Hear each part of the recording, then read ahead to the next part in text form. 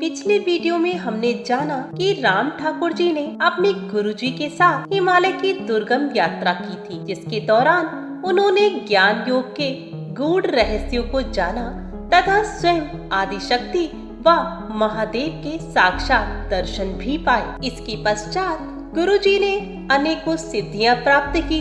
ये सिद्धियां ग्रहण करके राम ठाकुर जी तथा उनके गुरुजी एक और यात्रा की ओर अग्रसर हुए। अत्यंत दुर्गम पहाड़, नदियां, झरने तथा घनघोर वनों को पार करते हुए अंततः ये दोनों पहुंचते हैं एक स्थान पर, जो कि एक आश्रम है। ये आश्रम अत्यंत ही दुर्लभ तथा रहस्यमयी था। हिमालय पर मौजूद होते हुए भी इस आश्रम के भीतर शीत का नामो निशान तक नहीं था। एक ओर जहाँ हिमालय पर कपकपा देने वाली कठोर ठंड पड़ती है, वहीं यहाँ पर ऐसा मौसम आश्चर्यजनक था। दोनों ही इस प्रकार के मौसम को देखकर आश्चर्यचकित थे। और एक और आश्चर्य में डाल देने वाली बात थी कि ये जो आश्रम था वहाँ पर एक भी मंदिर नहीं था, परंतु वहाँ पर इन्होंने देखा कि एक तरफ बड़े बड़े पत्थरों के 4 स्तंभ लगे हुए हैं। उनके ठीक बीचों बीच में एक विशालकाय स्फटिक का शिवलिंग विराजमान था। ये आश्रम हिमालय की एक पहाड़ी पर स्थित था, तो दोनों असमंजस में पड़ गए कि इस स्फटिक के शिवलिंग को यहाँ पर किसने स्थापित किया होगा।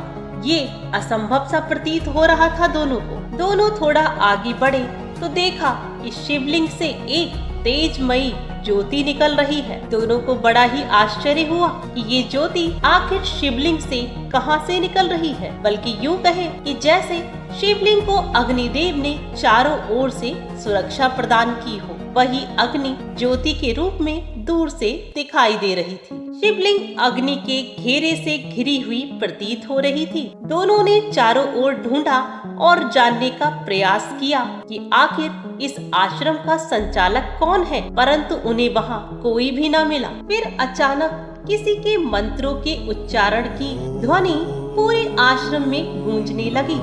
दोनों विस्मय पूर्ण होकर ध्वनि के द्वारा पता लगाने का प्रयास करने लगे कि आखिर ये ध्वनि कहाँ से आ रही है। फिर ये उस ध्वनि के समीप पहुँचते हैं तो देखकर हैरान रह जाते हैं। वे देखते हैं कि एक जटाधारी साध्वी अपनी आँखों को बंद कर ध्यानस्थ है। वही इन मंत्रों का जाप कर रही थी। उसकी मुख पर एक तेज था और वह अत्यंत ही सुंदर साध्वी थी। कई दिनों तक दोनों इसी आश्रम में निवास करते हैं। राम ठाकुर जी के लिए प्रत्येक नया दिन नए विस्मय व आश्चर्य लेकर आता था। फिर एक और आश्चर्यजनक घटना घटित होती है। अगले दिवस सुबह 13 कन्याएं लगभग 10 से 12 वर्ष की रही होंगी आश्रम में आती हैं तथा शिवलिंग के आसपास नृत्य व गायन करती हैं। संध्या होने पर कन्याएं अपने साथ लाई हुई पुष्पों की माला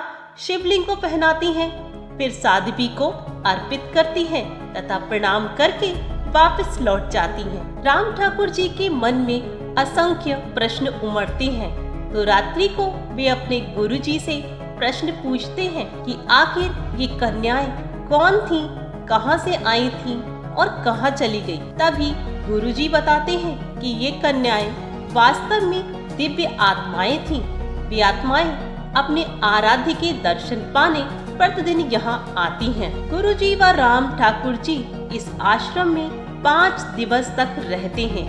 फिर गुरुजी कहते हैं कि अब हमें अपनी यात्रा के अगले पड़ाव की ओर अग्रसर होना होगा। तभी गुरुजी राम ठाकुर जी को एक आश्चर्यजनक सुरंग की ओर लेकर के जाते हैं। एक लंबी पतली गुफा, उसमें गहन अंधकार। राम ठाकुर जी को संदेह था कि इस गुफा को पार कर पाना असंभव होगा, परंतु उन्हें इस बात की संतुष्टि थी कि गुरुजी उनके साथ हैं, तो जो भी होगा अच्छा ही होगा। गुरुजी आगे आगे और राम ठाकुर जी उनके पीछे पीछे चलते रहते हैं। काफी चलने के पश्चात सिंदूरी सी रोशनी दिखाई देती है। ऐसा प्रतीत हो रहा था मानो गुफा के उस पार सूर्य उदित हो रहा हो। उस प्रकाश के कुछ समीप पहुंचने पर दोनों देखते हैं कि वहाँ एक दिव्य महापुरुष ध्यानस्थ हैं, जो सूर्य के समान प्रकाश आ रहा था।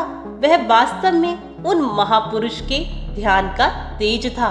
दोनों उन दिव्य महापुरुष को प्रणाम करते हैं और सुरंग में आगे बढ़ते हैं। थोड़ी ही देर में दोनों गुफा से बाहर निकल जाते हैं तो जो दृश्य पुनः देखने को मिलता है वह बड़ा ही हैरान करने वाला था। वहाँ उस वन में एक साधु अग्नि प्रज्वलित किए हुए मंत्रों का उच्चारण कर रहे थे। काफी समय साधु को देखते रहने के उपरांत एक स्तब्ध कर देने वाला दृश्य दिखता है। दोनों एक विशालकाय नाग को देखते हैं, परंतु समझ नहीं पाते कि आखिर यहाँ साधु के समीप कैसे है और अभी जिस आश्रम से होकर आए हैं वे वहाँ स्फटिक का शिवलिंग था और ये नाग यहाँ है। इस नाग को तो शिवलिंग के समीप होना चाहिए था और ये नाग साधु के साथ इतना सहज कैसे है। सैकड़ों प्रश्न दोनों के हृदय में उमड़ रहे थे। तो क्या होंगे दोनों के प्रश्नों के उत्तर? कौन दूर करेगा उनकी ये जिज्ञासा? सब कुछ जानेंगे वीडियो के